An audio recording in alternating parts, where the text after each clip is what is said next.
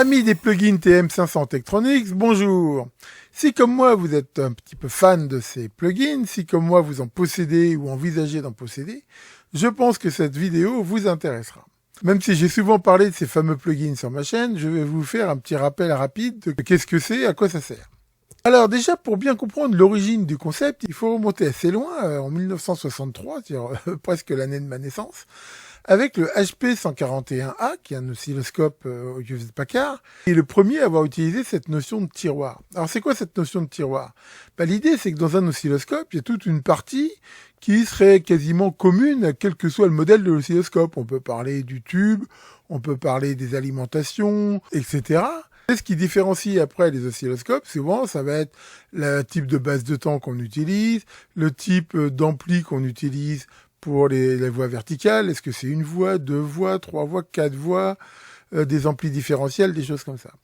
Donc l'idée, c'est que plutôt que de faire à chaque fois un nouveau modèle d'oscilloscope, c'est d'utiliser une partie commune, ce que les Américains appellent le mainframe, et d'avoir ce qu'ils appellent des plugins, des tiroirs amovibles, qui sont interchangeables et qui permettent de faire un petit peu à la carte la configuration qu'on veut, sachant que rien n'empêche aussi d'acheter plusieurs tiroirs sans avoir besoin de racheter à chaque fois tout l'oscilloscope et de mettre les tiroirs dont on a besoin. Alors Tektronix, en 1954, s'y est mis aussi la fameuse série 500, qui a énormément de modèles de mainframe, énormément de tiroirs, et qui a eu énormément de succès. J'ai même possédé dans le temps un oscilloscope de cette série.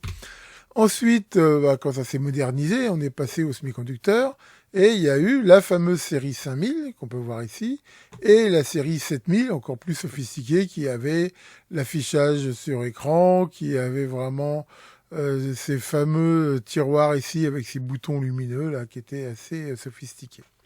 Il n'y a pas que Tektronix, énormément de fabricants d'oscilloscopes ont repris ici ce concept. Mais à un moment donné, chez Tektronix, ils se sont dit, c'est un petit peu dommage, parce que cette idée d'avoir une partie commune et d'avoir juste des modules enfichables pour différentes fonctions, ça pourrait aller plus loin que l'oscilloscopie. Et là, ils se sont dit, on a déjà tout ce système de tiroirs qui est très bien pour la série 5000, pourquoi ne pas en faire des appareils? Et c'est ainsi qu'est apparu le concept TM500. Donc TM500, c'est ce qu'on appelle des mainframes, des mainframes qui peuvent avoir de 1 à 6 modules généralement, et des modules qui peuvent être des modules doubles, voire triples, et que l'on peut voir ici, et qui sont très riches. Il y a des fréquences mètres, des voltmètres, il y a des générateurs de signaux, des oscilloscopes, enfin voilà, je vous en ai déjà montré pas mal. Et ça a été suivi ensuite par la série 5000 programmable. Voyons ça un petit peu en vrai. J'ai la chance de posséder beaucoup de mainframes et de tiroirs Tektronix, on peut en voir ici. Donc ça, c'est des tiroirs fabriqués par Tektronix. Ça, c'est des tiroirs que j'ai fait moi-même. Il y a plusieurs types de ce qu'on appelle donc des mainframes. Il y en a 6, il y en a avec 5, il y en a avec 4, 3, 2, 1. Par exemple, là, on peut voir un modèle à 1 tiroir. Voilà, là, on peut voir un modèle avec 3 tiroirs. Ici, un modèle avec 4. Là, on voit donc les fameux TM5006. Toute la série 5000, c'est des tiroirs qui sont prévus pour être programmables. Ils ont une prise, GPIB, ce qui permet éventuellement de les programmer. Alors, c'est rétrocompatible, mais ascendant seulement. C'est-à-dire qu'un tiroir TM500 peut fonctionner dans un tiroir 5000, mais l'inverse n'est pas vrai. On va mettre un tiroir 5000 dans un mainframe 500.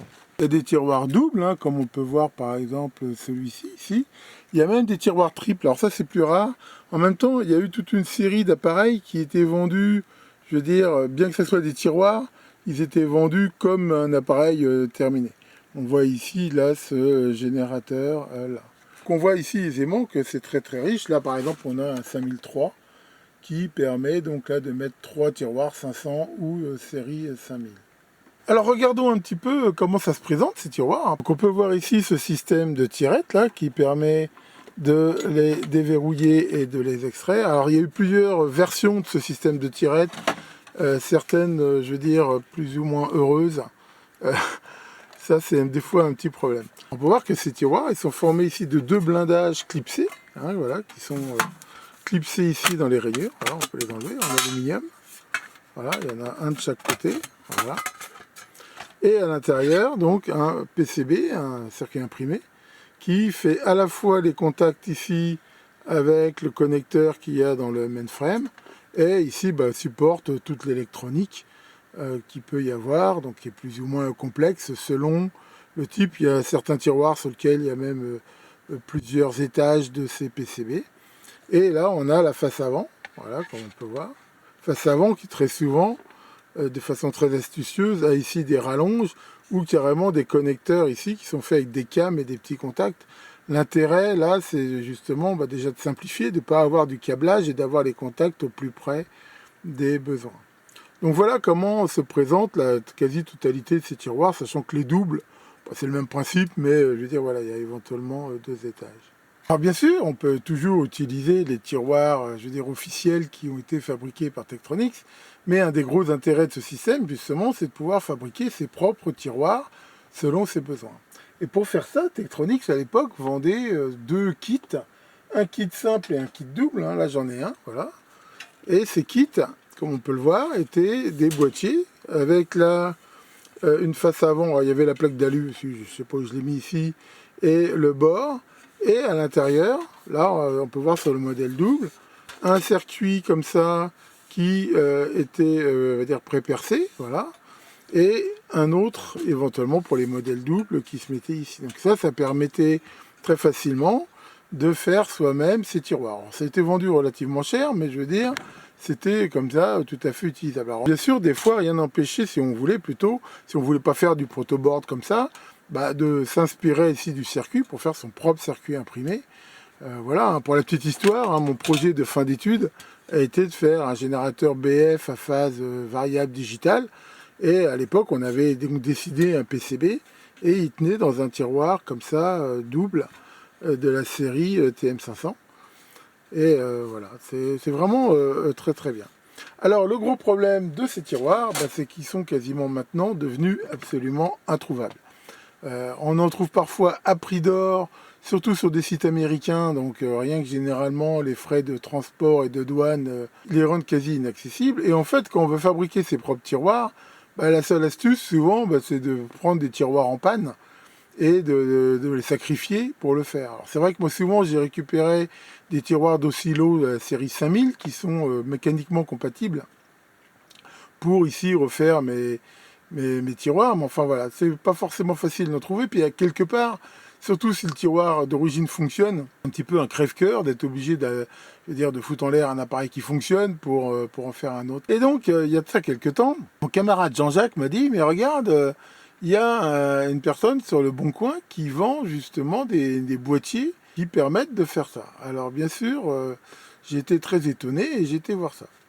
Alors justement, si on va sur le site du Bon Coin, on tape TM500, on tombe très rapidement sur ces 2 annonces. La première qui est celle d'Arthur justement pour ce modèle qui est, comme on peut le voir ici, un tiroir imprimé en 3D avec le PCB qui va bien et qui permet voilà, de faire un module simple Tektronix. On peut voir ici différentes vues, voilà la face avant. Et on peut voir qu'il s'insère tout à fait correctement dans les mainframes Tektronix. Et voilà ce que ça donne. Et on peut avoir avec donc 2 sortes de PCB, comme on va le voir. Un avec plan de masse, que Arthur a fait suite à ma suggestion de se baser un petit peu sur les fameuses syrup boards, et un autre avec des pastilles rondes. Et il a fait aussi, il n'y a pas longtemps, un modèle double. Donc voilà comment se présentent ces tiroirs ici, voilà. On peut voir que, bien sûr, ça permet de mettre éventuellement plus d'électronique et surtout d'avoir une face avant plus grande pour mettre éventuellement des modules, je veux dire, qui prennent plus de place. J'ai été très intéressé par ce concept et j'ai donc contacté Arthur, avec qui j'ai eu pas mal d'échanges. Il me connaissait déjà par mon site Syrob. Et on a donc discuté assez longuement. Et comme moi, il avait essayé éventuellement d'autres systèmes pour fabriquer des plugins. Il y en a un, moi je vais essayer d'en usiner un dans de l'aluminium. Enfin voilà, c'est quelque chose d'abord d'assez lourd à faire et finalement de bien coûteux. Alors que maintenant, grâce à l'impression 3D, on peut avoir quelque chose de beaucoup plus sympathique. J'ai proposé de m'envoyer un module pour que je puisse le tester et le présenter. Et il a très gentiment accepté. et je vous propose de le découvrir ensemble. Bien, alors voilà ce que j'ai reçu. Donc on peut voir que le kit de montage arrive démonté. Il y a ici 2 pièces imprimées, donc qui sont les rails, on va dire, principaux. Alors attention, c'est pas les mêmes. Il y a le rail inférieur qu'on peut voir ici, on peut le voir parce qu'il est plus large. Le rail supérieur, donc voilà, c'est complètement imprimé ici en 3D. Ça a l'air assez costaud. Et il y a là, on va dire, la contreface avant, voilà, qui se voit ici, et ici, donc une face avant en aluminium, qui vient, qu'on peut voir se mettre comme ça, et grâce au bord, là, ça fait quelque chose de très très propre. Sachant bien sûr que quand vous allez faire l'usinage pour mettre les prises, les potentiomètres, tout ce que vous avez à faire, il faut bien sûr percer les deux.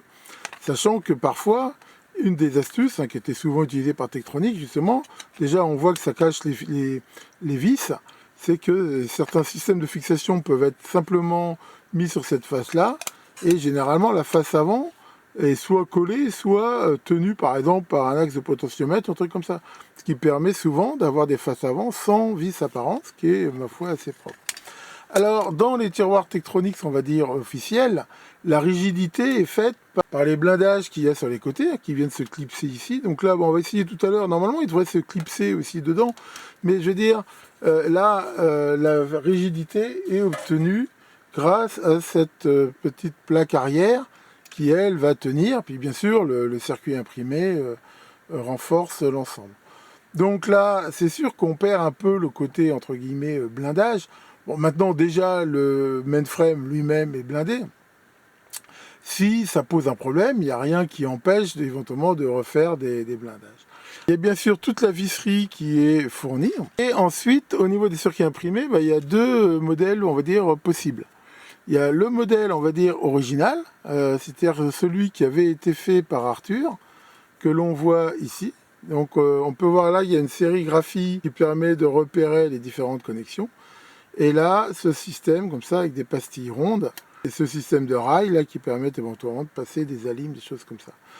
Quand j'ai discuté avec lui, je lui ai suggéré éventuellement plutôt de faire des pastilles carrées, qui sont souvent plus faciles à faire, et surtout d'utiliser le système que je vous avais déjà montré, qui s'appelle, je l'appelle souvent la syrup board, qui permet d'avoir un plan de masse, et on peut voir que ça permet ici d'avoir ce plan de masse, et en faisant des petits ponts de soudure quand on veut des masses, ça permet voilà, d'avoir vraiment un bon système ici de masse, et ça simplifie énormément le câblage.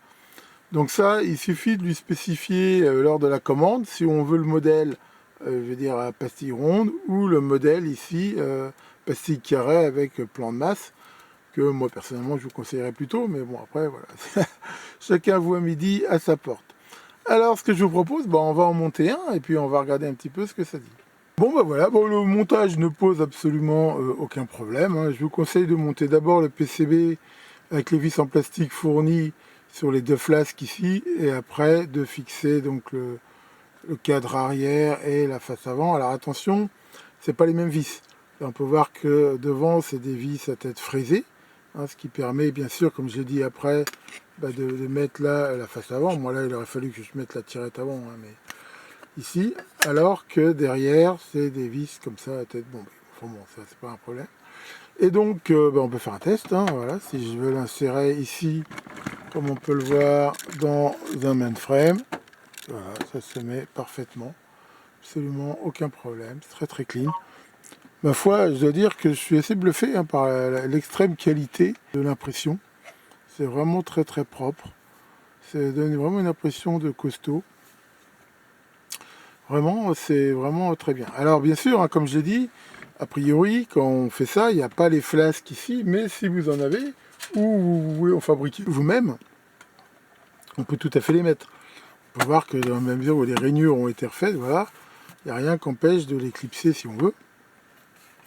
En même temps, c'est vrai qu'il faut éventuellement bricoler un peu, mais je veux dire, si on a de la tôle d'alu, voire même de tôle en fer blanc, ça peut tout à fait le faire. Donc ma foi, ces tiroirs sont vraiment d'excellente qualité, et si, comme moi, vous êtes fan de cette série TM500, ça vous permettra très facilement de faire vos propres tiroirs pour y mettre tous les montages que vous voulez.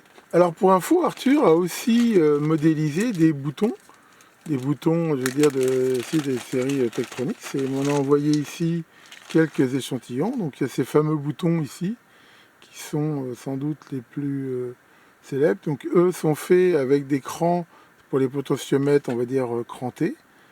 Voilà, ceux-là aussi.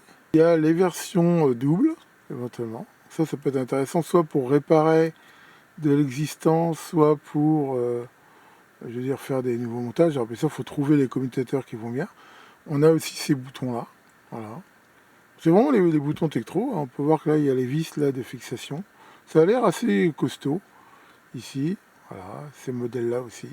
Bon, a priori, il a refait quasiment tous les modèles, je veux dire, un petit peu emblématiques de la marque. Et voilà. Donc il les vend 1 €, je crois, le bouton, ce qui me paraît vraiment un prix tout à fait correct. Bon, après, il y a la couleur qui peut faire un peu bizarre. Maintenant, je pense qu'il n'y a rien qu'empêche de peindre ces boutons de la couleur que l'on veut. Alors justement, en parlant aussi de circuits imprimés, parallèlement, c'est un petit peu un hasard, justement, sur un site bien connu des amateurs de tiroirs TM500, quelqu'un, je ne sais pas qui, a posté les gerbères du PCB original qui était dans ces circuits de prototypage. Et donc, je me suis dit, tiens, bah ça peut être aussi intéressant. Mais bon, les circuits originaux, déjà, il n'y a pas de sérigraphie à l'époque, hein, c'était fait avec du cuivre. Et je trouvais aussi que les trous étaient un peu gros au niveau ici des pastilles. Mais je me suis dit que ça serait intéressant de les modifier un petit peu pour les faire, je veux dire, un petit peu à ma façon. Et donc là, grâce à l'excellent logiciel KiCad 9, j'ai réussi donc après à faire des modifications. Alors, on peut voir qu'ici, au lieu des sérigraphies qui étaient faites, on va dire en cuivre, j'ai fait des vraies sérigraphies. Je ne sais pas si on voit bien. Voilà. J'ai bien sûr rajouté mon petit logo Syrob. Alors de l'autre côté, il n'y a pas de sérigraphie, mais j'ai quand même mis le logo de forme cuivre aussi. Et alors là, pour le coup, j'ai pas fait de Syrob board, de plan de masse, sachant qu'il n'y a rien qu'empêche, s'il y a besoin d'en faire, hein, de le faire en faisant ici un autocollant. Alors ce que je fais par contre, attention, hein, c'est des trous métallisés, ce qui veut dire que si vous collez ici une feuille de cuivre, vous risquez éventuellement de faire un mauvais contact là. Alors ce que je fais, moi, c'est que je colle ici du scotch Mylar, la résistant à la chaleur, par-dessus du cuivre autocollant, et après ça permet éventuellement de faire des plans de masse. Voilà, donc ici, on retrouve toutes les connexions, je veux dire, que l'on peut utiliser. Hein, donc les deux enroulements de 25 volts isolés, plus 33, moins 33, le transistor externe et tout le cinéma, quoi. Et vraiment, ça fait quelque chose de très très propre. Utilisez comme d'habitude l'excellent site JLC PCB pour avoir les circuits. Et ça fait vraiment un travail de super qualité. Je dois dire... Encore une fois, hein, je sais qu'il y en a qui continuent des fois à vouloir faire leur circuit eux-mêmes, mais quand on voit finalement le rapport qualité-prix, là pour info, on voit qu'on a un système étamé, on a un vernis épargne, on a une sérigraphie, on a des trous métallisés. Enfin voilà, faire tout ça, je veux dire, à la maison, c'est quand même très difficile.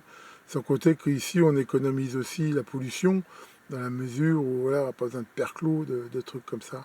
Enfin, voilà, honnêtement, pour moi, c'est absolument impossible, à moins d'être vraiment hyper équipé, de faire ce genre de PCB soi-même, surtout si en plus on veut percer ici tous ces trous.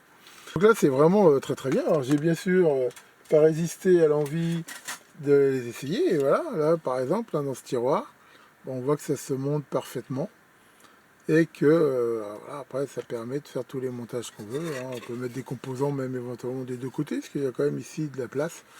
C'est souvent ce que faisait Tektronix. Si vous êtes intéressé par ce PCB que j'ai fait, c'est très facile. Hein, vous pouvez le télécharger. Hein, j'ai mis le lien, c'est complètement gratuit, sur un fichier zip qui s'appelle Syrob TM500V1.zip. Hein, donc ce fichier-là, c'est tous les fichiers Gerber pour fabriquer. Donc vous allez sur le site JLC PCB, vous créez un compte, hein, c'est gratuit.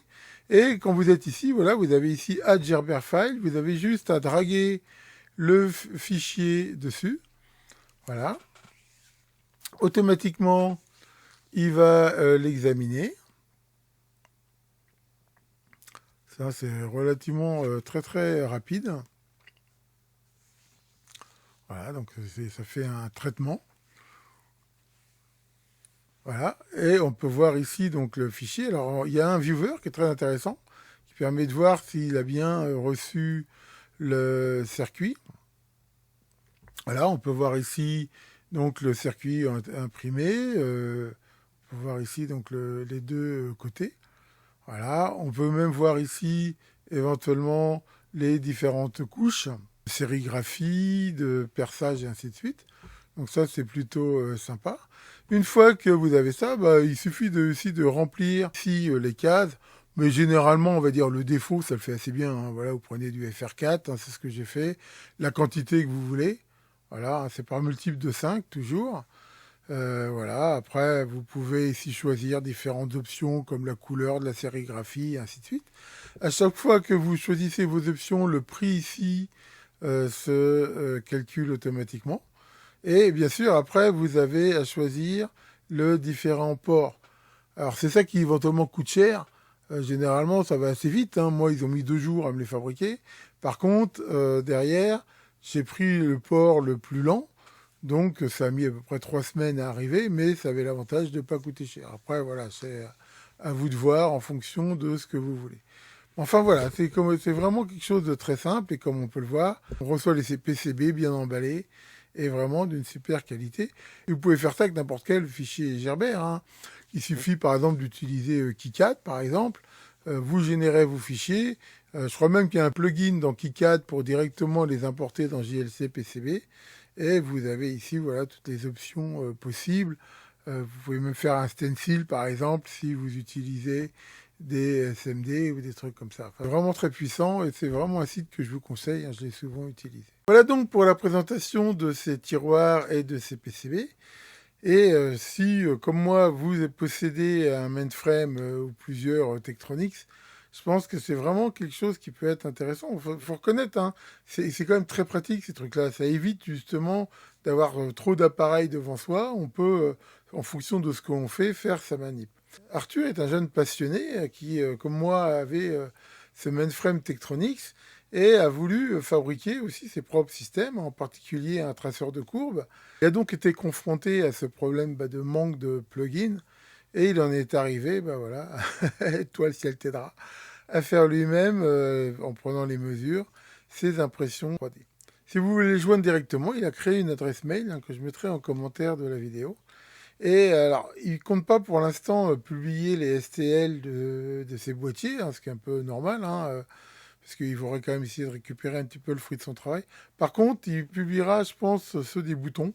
Il m'a dit, il m'a donné un lien dans lequel, alors peut-être pas encore tout de suite, mais il mettra les STL des boutons pour ceux que ça intéresse. Et moi, de mon côté, comme je vous l'ai dit, hein, je mettrai le lien sur le zip du PCB si ça vous intéresse. Alors, un petit mot au niveau de la température. Il m'a dit qu'a priori, ça pouvait en pointe tenir jusqu'à 60 degrés, ce qui est déjà pas mal. Après, si le tiroir est dans un mainframe, il tient bien la température. Après, s'il est en dehors et qu'il y a vraiment un peu de charge dessus, comme un transfo, quelque chose comme ça, au-delà de 35-40 degrés, il peut commencer à fléchir un petit peu. Pour ça qu'il faut bien le poser, on va dire, si jamais il y a du poids. Mais généralement, ce qu'il m'a dit, c'est que si on les laisse dans un mainframe, là, il n'y a absolument pas de souci. De même, il m'a dit que si on les laissait un mois au soleil, ils pouvaient jaunir un peu. Bon, c'est pas non plus leur vocation de prendre des bains de soleil. Donc pour moi, non, pas d'hésitation, c'est un bon plan. Tiens, Caroline, ça va, Caroline, qu'est-ce qui t'arrive? Ton grand-père a une crise cardiaque? Oh ben ça alors. Et alors, comment ça s'est passé? Ta grand-mère s'en est pas aperçue? Non, elle a juste été étonnée qu'après 50 ans de mariage, il l'appelle mon cœur. Là-dessus, il semblerait que la canicule veuille revenir. Alors, prenez bien soin de vous, mettez des boissons au frais. Et à très bientôt pour de nouvelles vidéos.